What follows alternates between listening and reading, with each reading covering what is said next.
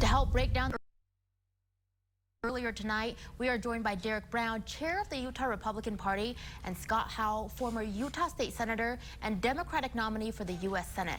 Gentlemen, thank you. Scott, let's talk big picture first. Why is this general election so important for Utahns? Well, thank you, Rosie. I really appreciate being on with you. And this historical election cycle will be one not only to find a new commander, have so many changes with elected officials in the state of Utah deciding not to run, and now it's going to change the dynamics of our state completely. I think this election is historical in so many sense of local elections, statewide elections, and of course the presidential.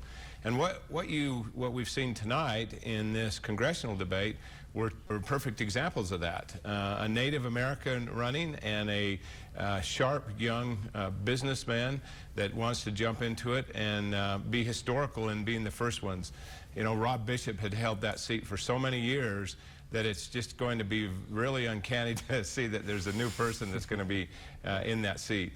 Right, we're talking about a new wave of leaders here, right? So which is so important why those in those districts and all of us in Utah should vote, which leads into my next question. So Derek, let's talk about the 1st Congressional District. Congressman Bishop represented that district for years. How difficult is it going to be to fill his shoes? Well, Congressman Bishop was sort of this larger-than-life figure. He did a phenomenal job for decades representing that area, became really well-known in D.C. and chaired some of the most powerful committees there. And so in terms of filling his shoes, it'll be it'll take someone dynamic. It'll take someone with quite stature to do that kind of role. But I think we've got candidates up for the challenge. And this year we've had, so far, at least in the Republican Party, the turnout has been almost twice what we've ever had. And so I think that's an indication of the level of interest that people have, frankly, in this election.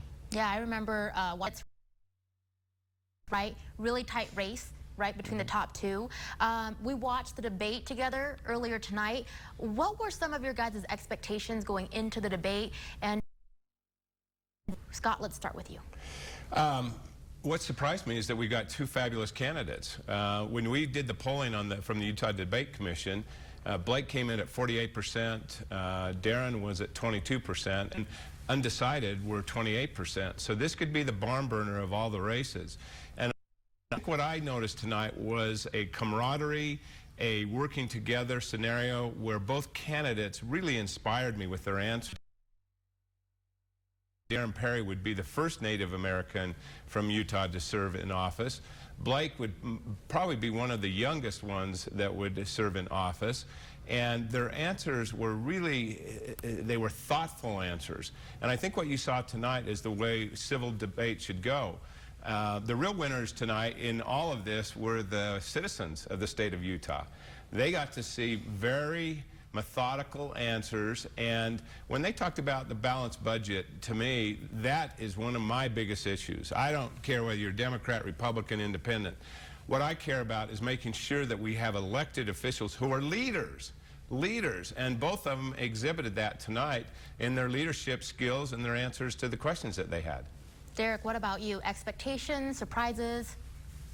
You know, I thought this is a model debate. I wish that every congressional debate took this approach where you have two candidates who obviously are going to differ on the issues, and they're going to differ on policies. But, you know, they both started by saying, you know, we want to be civil. We want to create a civil dialogue in Washington, and there is so much in D.C. that is lacking in civility.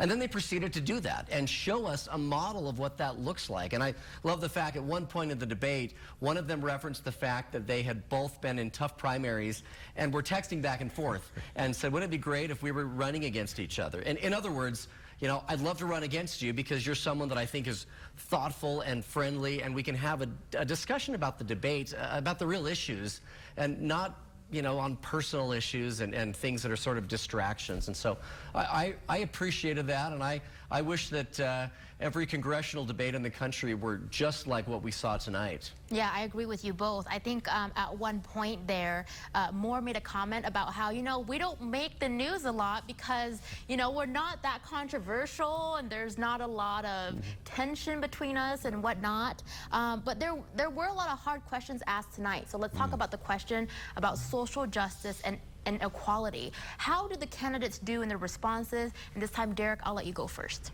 Well, I think this was not a surprise that the issue came up. There were probably 20 or so questions total, which it was great from a debate standpoint. I think those that were watching got a really good feel for how these candidates would answer questions and how they would engage from a policy standpoint. I think on the questions of social justice and race issues, I think we saw a good analysis from two people who largely agree on things that should be done. I like the fact that Blake Moore specifically referenced some of the work by Senator Lee on criminal justice reform. That's been a major issue this year. It's something the president signed and something that Senator Lee has worked on for a number of years. And so I think that having both of them agree that this is something we need to be thoughtful about, we need to think about it. And as Blake actually specifically said, I think that we ought to stop talking about the symptoms and get to the root problem. And I wish we could do that when it comes to virtually every major problem that's discussed. Let's stop talking about the symptoms. Let's get to the root core issue that really is the problem. And I think we saw a lot of that in this debate. All right, hold that thought real quick. We just have to take a quick break. When we come back, we'll give Scott an opportunity to chime in on this. We'll be right back with our debate analysts, Scott Howell and Derek Brown.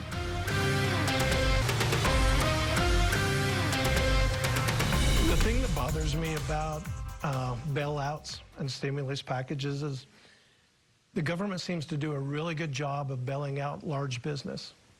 Well, most of the business in Utah and the most business we know are small business. They're small business owners.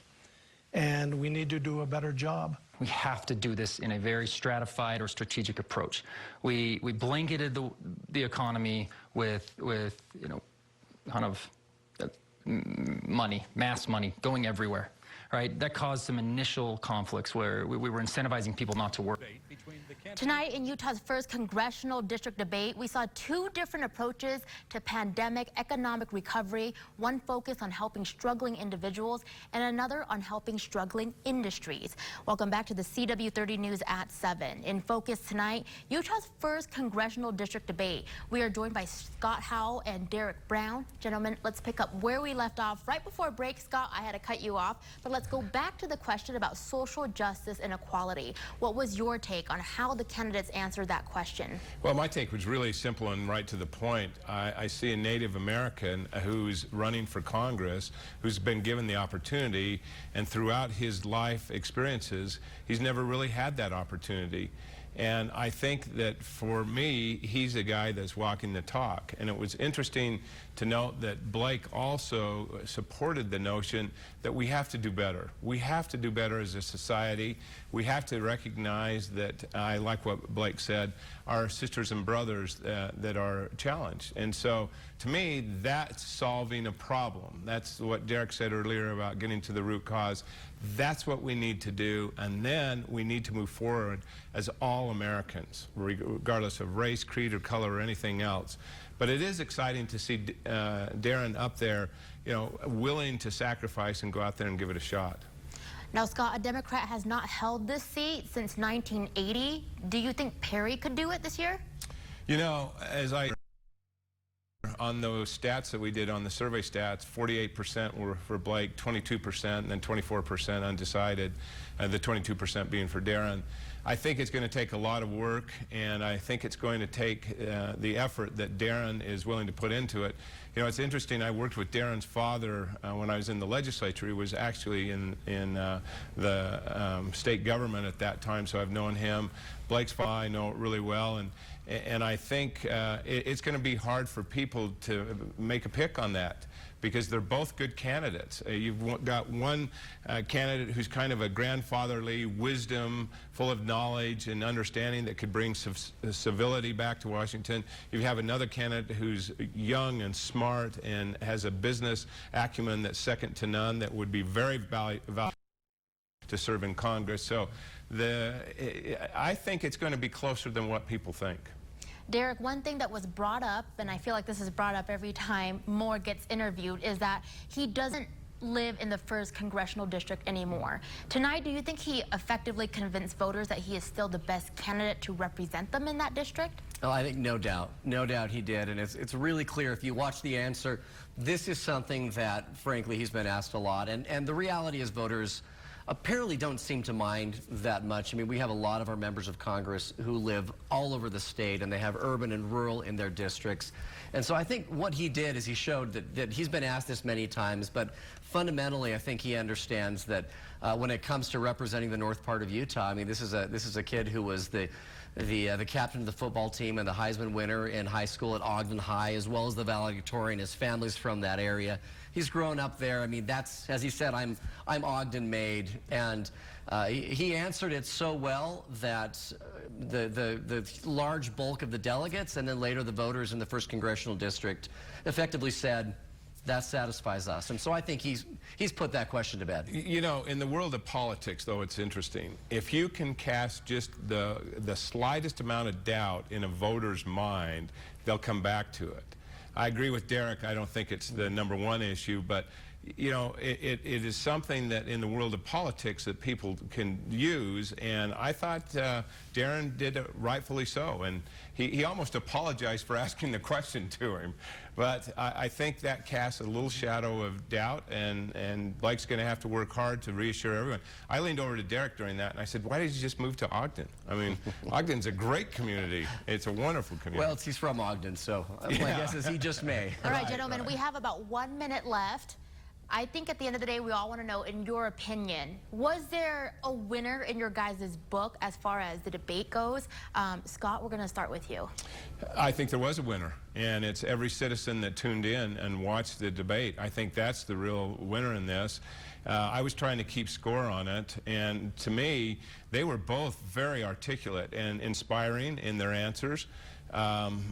Set political partisanship aside, I could vote for either one of them and feel comfortable that I would be represented back in Congress of someone who I believe should be in office nowadays, and that's a strong leader.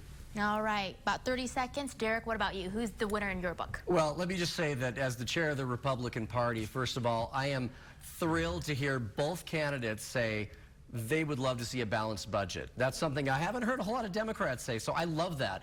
And Blake was surprising in the convention. He did incredibly well in our convention. He did great in our primary, and I think he did a fantastic job tonight. And I think voters will see that and appreciate the answers he gave.